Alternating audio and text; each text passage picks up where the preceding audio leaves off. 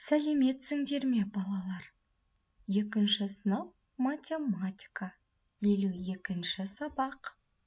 Сабақтың тақырыбы сағаттың көмегімен уақытты анықтау. Олай болса, бірінші мысал. Суретке назар аударамыз. Суреттегі сағатқа қара. Сағаттық тілі нақты қай санды көрсетіп тұр? Сағаттық тілі деген сөз, ол сағаттың қысқа тілі 9-да тұр. Минуттық тілі ше?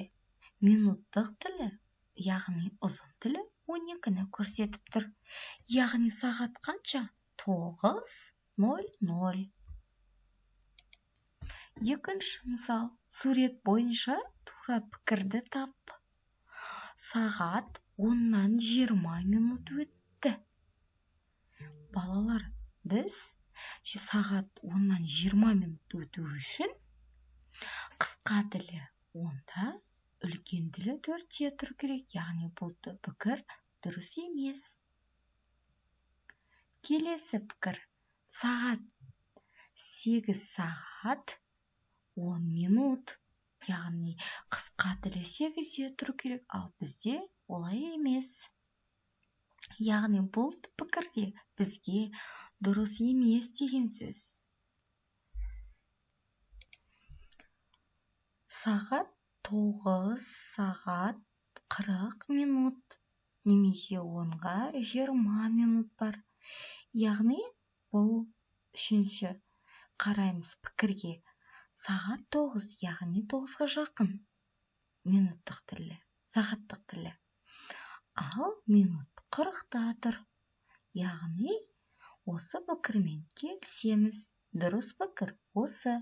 Сағат 9-ға 40 минут кетті, немесе 10-ға 20 минут бар.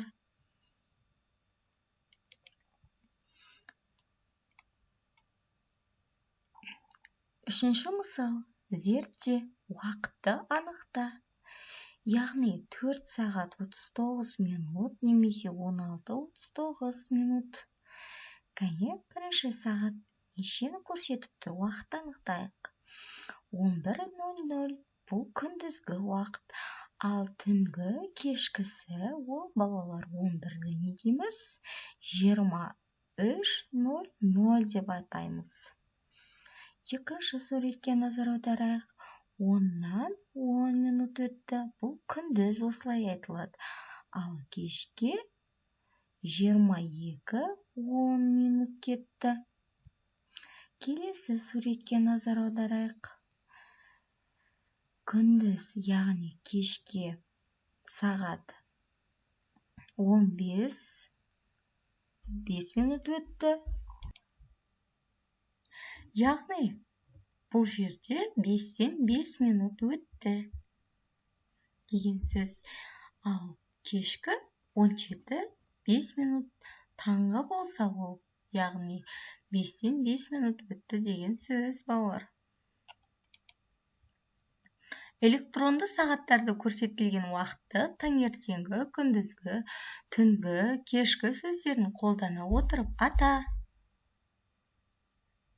7-ден 25 минут өтті. Бұл таңғы. Кешкі 20:58. Түнгі 00:34. Кешкі 15:02. Күнтізбені пайдаланып, жаз мезгілінде неше апта бар екенін анықта. Шілде және тамыз айларында күндер санын қос. Қосындының мәні не? Маусым айындағы күндер санын қос, балалар. 7-ші мысал. Өрнектер құр және олардың мәнін тап. Бұл жерде 28 бен 33 санының қосындысының мәнін табамыз. 52 мен 33 санының мәнін табамыз.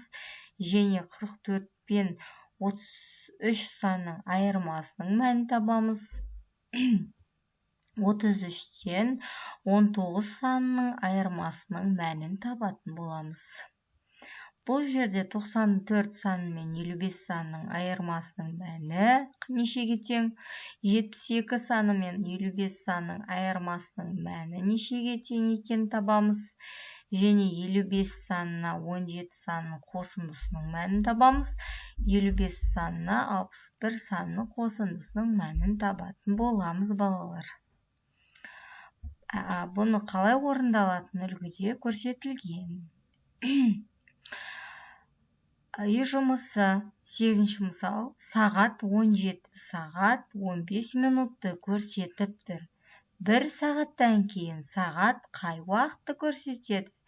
Әрине 17-ден кейін 18 сағат 15 минутты көрсетеді.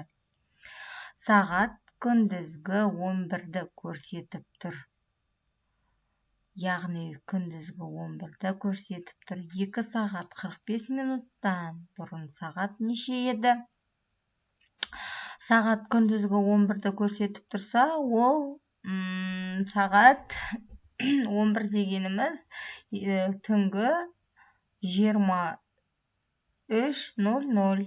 2 сағат 45 минут бұрын сағат қанша еді? 2 сағат алдын, 11-ден 2 сағат алдын 10 және 9, яғни 9, 8, 45-ті көрсетіп тұр еді, балалар. Ойлан тап. Құм сағаттары 7 минутты және 12 минутты көрсетіп тұр. Осы сағаттардың көмегімен 5 минутты қалғанын қалай білуге болады? Көктемнің бірінші күннен қыстың соңғы күніне дейін неше ай бар? Алғаш, есіңде сақта, ең алғаш пайда болған сағат ол күн сағаты. Мұндай сағаттар тек күндізгі уақытты ғана анықтайтын болған. Балалар, осымен біздің бүгінгі сабағымыз аяқталды. Олай болса, бұны тапсырма сендерге қосымша тапсырма немесе үйлеріне де алсаңдар болады. Бұл жерде сағатты неше, суретте нешені көрсетіп тұр, соны біз мына жерге жазатын боламыз. Мысалы, бірінші суретте сағаттық тілі 10-да, яғни 10-нан 5 минут өтті. Минуттық тілі 1-де тұр, яғни бұл 5 минут деген сөз. 10-нан 5 минут 05. Мына жерде 6, яғни күндізгі немесе кешкіні жазды. Қай мезгілдегіні уақытты жазғың келеді, өзіңе ыңғайлысын таңдап, жазып шығар. Екінші, мына жерде мысалдар берілген баған түрінде, осыларды есептеп, мұғаліміне тексеруді ұмытпа. Балалар, осымен бүгінгі сабағымыз аяқталды. Келесі сабақта кездескенше сау болыңдар.